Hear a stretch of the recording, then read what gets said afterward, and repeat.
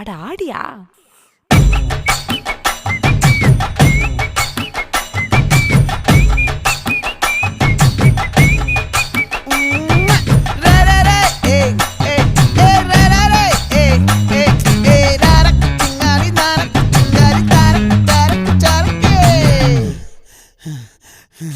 விளைஞ்சிருக்கும் என் வெத்தலை கொடி, அட வளைஞ்சிருக்கும் ஒரு சன்னல் வெடி.